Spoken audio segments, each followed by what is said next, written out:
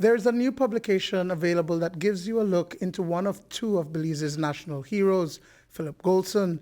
The reader-friendly book, A Biography of Goldson, captures real-life events that form part of Belizean history.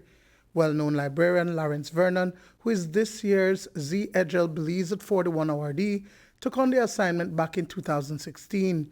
During his research, Vernon unearthed several things that many did not know.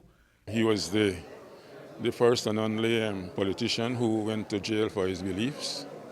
It was way back in 1952.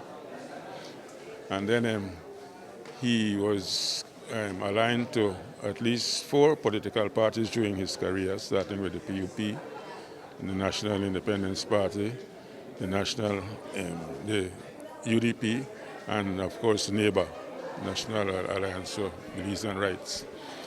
And then he was the first Belizean to make a speech to the United Nations, first politician in 1967.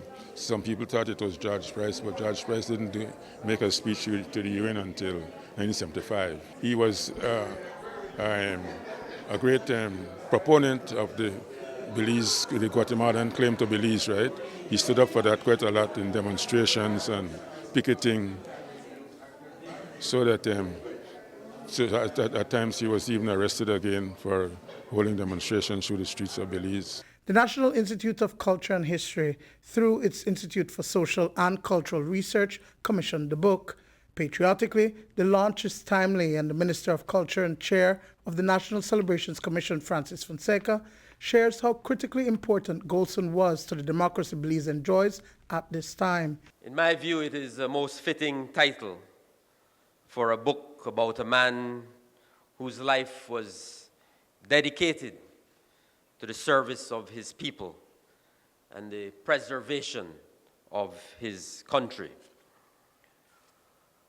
Goldson was a patriot and Belizean nationalist in the true sense of those words.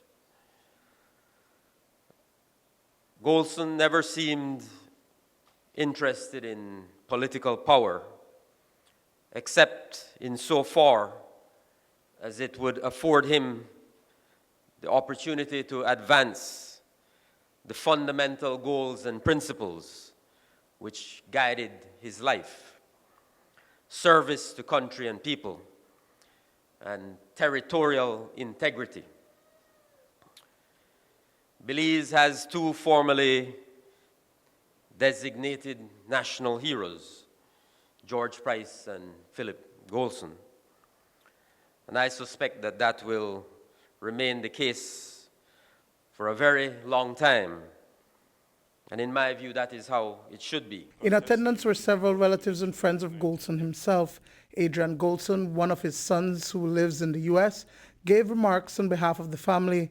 He says that the book shares a perspective of his dad that he never knew growing up. The idea of the book being a window into the life of someone, and from a point of view where I did not see that growing up.